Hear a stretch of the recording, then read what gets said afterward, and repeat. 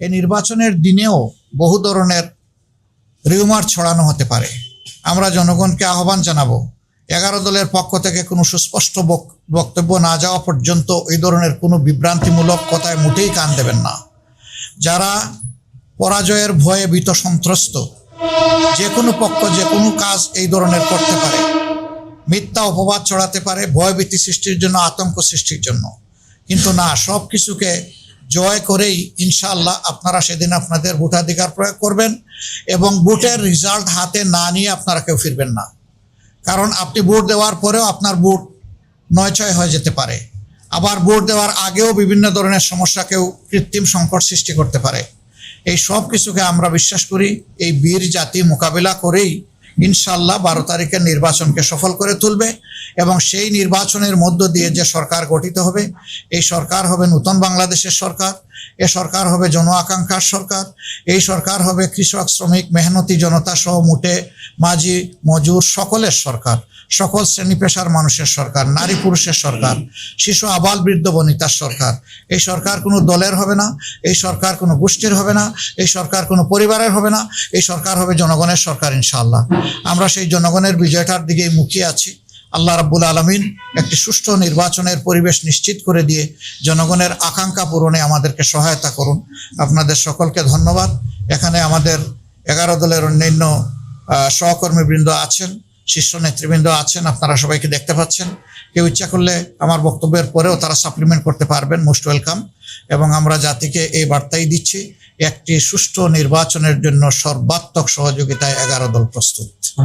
একটা প্রশ্ন করা যাবে, সেটা হচ্ছে যে আমরা অনেক জায়গা থেকে খবর পাচ্ছি যে কিছুটা বিশৃঙ্খলা হচ্ছে, হামলার শিকার হচ্ছে। কিছুক্ষণ আগে আমরা শুনলাম যে পঞ্চগড়ে সার্জিস আলমের গাড়ি বহরও হামলা করার চেষ্টা করা হচ্ছে।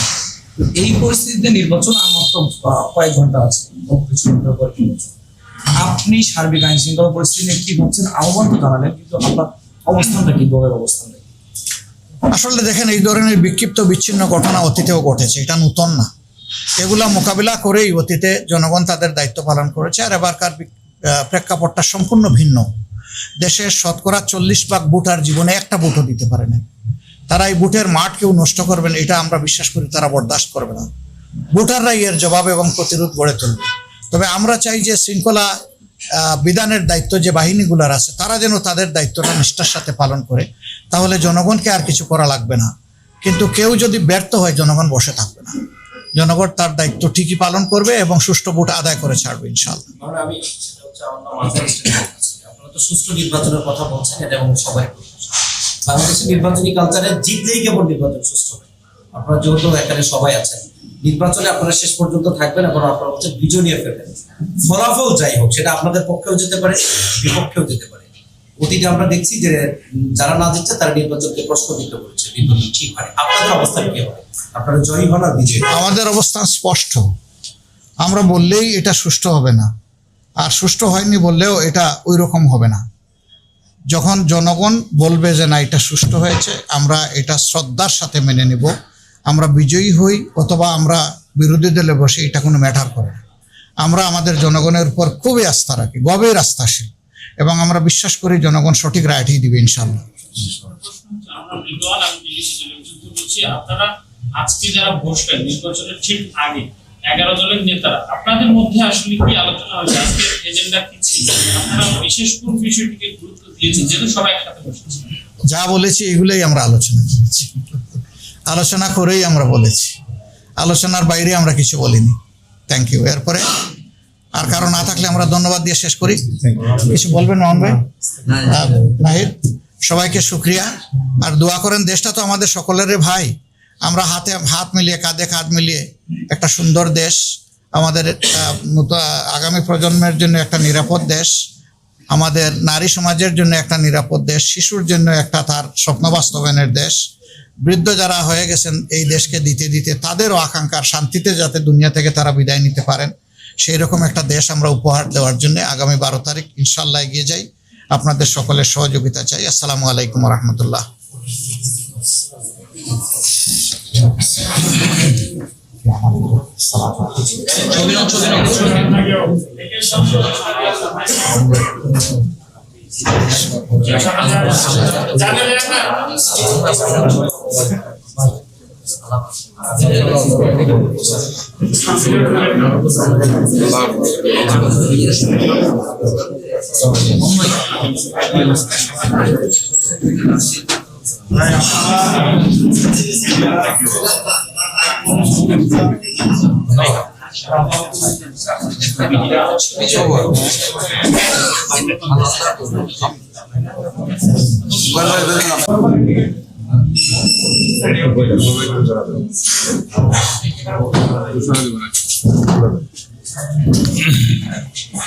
সম্মানিত সাংবাদিক বন্ধুগণ, আসসালামু আলাইকুম। আপনারা দেখতে পাচ্ছেন যে আজকে এখানে 11 দলীয় নির্বাচনী ঐক্যের আমাদের সম্মানিত শীর্ষ নেতৃবৃন্দ আসছিলেন। এখানে বৈঠক হয়েছে 7:30টায় এই বৈঠক আরম্ভ হয়েছে, কিছু সময় আগে শেষ হয়েছে।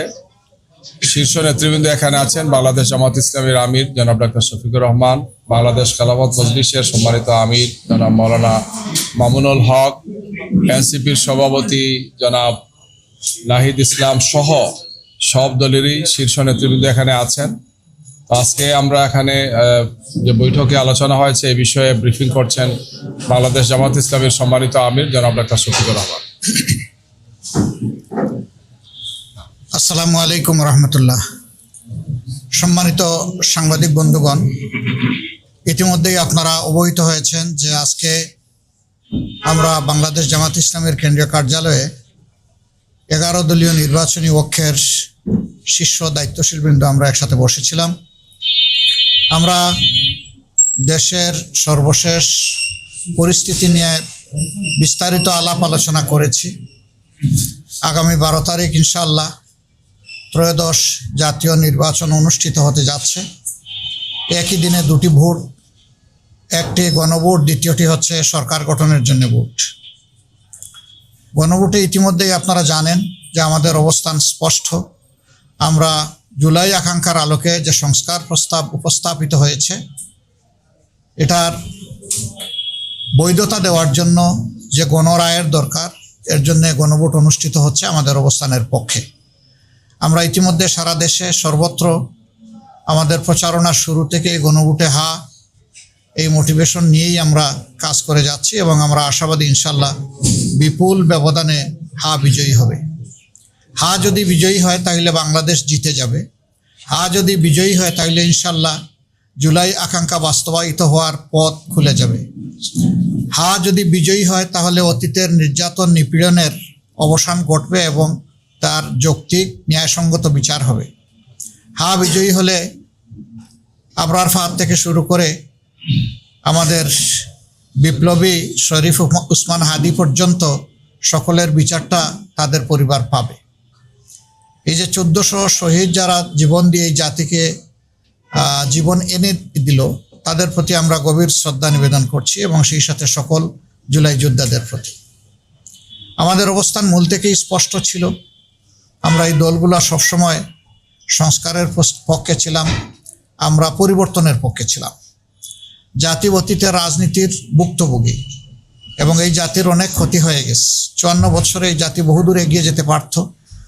দুর্নীতি দুঃশাসনের কারণে জাতি এগুতে পারেনি। আমাদের অঙ্গীকার হচ্ছে দুর্নীতির বিরুদ্ধে স্পষ্ট অবস্থান এবং আমরা সমাজে সুশাসন বা গুড গভর্নেন্স দেখতে চাই। এর সাথে সাথে আমরা সমাজে সর্বত্র ন্যায় বিচার কায়েম করতে চাই। এই দুইটা জিনিস যদি নিশ্চিত করা যায় তাহলে আমাদের সমাজ যেভাবে পশ্চাৎপদ হয়ে পড়ে আছে এই অবস্থা থেকে উত্তরণ হবে। এবং আমাদের যুবকদের আকাঙ্ক্ষা ছিল যে তারা হাতে কাজ নিয়ে দেশ করতে চায়। তারা কোনো ভাতা বা কোনো ধরনের কারো কোনো দয়া দেখতে চায় না। তারা নিজেই এই বাংলাদেশ গড়ার গর্বিত অংশীদার হতে চায়। এই ক্ষেত্রেও আমাদের অবস্থান স্পষ্ট যে তাদের হাতে কোনো ভাতা নয়, বরঞ্চ আমরা তাদের উপযুক্ততা অনুযায়ী কাজ তুলে দিয়ে বলতে চাই যে এবার তোমরাই বাংলাদেশটা গড়ো।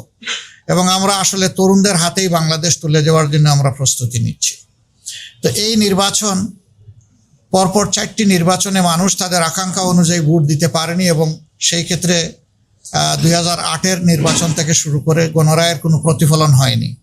এবারকার নির্বাচনে আমরা স্পষ্টতই দেখতে পাচ্ছি যে মানুষের মধ্যে এই নির্বাচন নিয়ে ব্যাপক উৎসাহ উদ্দীপনা তৈরি হয়েছে। যাদের ভোট গ্রামে আছে তারা দলে দলে অনেকটা ঈদের উচ্ছ্বাস এবং আনন্দের মতো তারা যাচ্ছে, নিজেদের নাড়ির টানে গ্রামেই ফিরে যাচ্ছে। সেখানে তারা ভোট দিতে চায় এবং তারা তাদের মনের মতো সরকারও দেখতে চায়। আমরা আশা করছি গণরায় প্রতিফলিত হলে বাংলাদেশ ইনশাল্লাহ নতুন রাজনীতির দিকে আগাবে এবং নতুন যে বাংলাদেশের আকাঙ্ক্ষা জনগণ অন্তরে পোষণ করে তা ইনশাল্লাহ বাস্তবায়িত হবে। তবে এক্ষেত্রে আমরা জনগণকে বলবো যে বিভিন্ন ধরনের কথা শোনা যাচ্ছে। জনগণের সচেতনতা এবং ক্ষেত্রবিশেষে অন্যায়ের বিরুদ্ধে প্রতিরোধই কেবল সকল অপতৎপরতার উপযুক্ত জবাব হতে পারে। আমরা বিশ্বাস করি আমাদের যুব সমাজ ঘুমিয়ে পড়েনি। তাদের অসমাপ্ত দায়িত্ব পালন করার জন্য তারা এই নির্বাচনকে সফল করে তুলবে ইনশাআল্লাহ যে কোনো মূল্যের বিনিময়ে। এবং কেউ অন্য কিছু করতে চাইলে আমরা অনুরোধ করব জনগণ যেন নিজেদের অধিকারের পক্ষে মজবুত হয়ে দাঁড়িয়ে যায় এবং স্পষ্ট জবাব দিয়ে দেয়। আমরা আশা করছি জনতারই বিজয় হবে শেষ পর্যন্ত ইনশাআল্লাহ। পিছন পথে কেউ এসে কিছু করে সফল হতে পারবেন এটা আমরা মনে করি না। নির্বাচন প্রক্রিয়ার সাথে যারা সম্পৃক্ত আছেন, নির্বাচন কমিশন, তারপরে নির্বাচন পরিচালনার দায়িত্বে যারা নিয়োজিত এবং যারা নিরাপত্তার দায়িত্বে নিয়োজিত, শৃঙ্খলার দায়িত্বে নিয়োজিত, তাদের সকলের প্রতি আমাদের অনুরোধ, আপনারা প্রজাতন্ত্রের কর্মচারী হিসাবে এ দেশ আপনাদেরও। আপনারা ন্যায়নিষ্ঠভাবে, আপনারা নিরপেক্ষভাবে, সুষ্ঠুভাবে আপনাদের দায়িত্ব পালন করবেন। তাহলে জনগণের ভালোবাসা পাবেন, সমর্থন পাবেন এবং জনগণ আপনাদের এই কাজের প্রতি সন্তুষ্ট হয়ে অবশ্যই আপনাদের মূল্যায়ন করবে। আমরা অতীতের মতো আর কাউকে দেখতে চাই না যে সরকারি প্রজাতন্ত্রের বাংলাদেশ নামের এই প্রজাতন্ত্রটির কর্মকর্তা হয়ে কেউ নির্দিষ্ট কারো পক্ষ নেবেন, এটা আমরা একেবারেই দেখতে চাচ্ছি না। আমরা কারো আনুকূল্যও চাই না, আবার আমরা অন্য কাউকে আনুকূল্য দেখানো হোক সেটাও আমরা দেখতে চাই না। আমরা চাই সবাই নিরপেক্ষতার সাথে যার যার জায়গা থেকে এই দায়িত্ব পালন করবেন।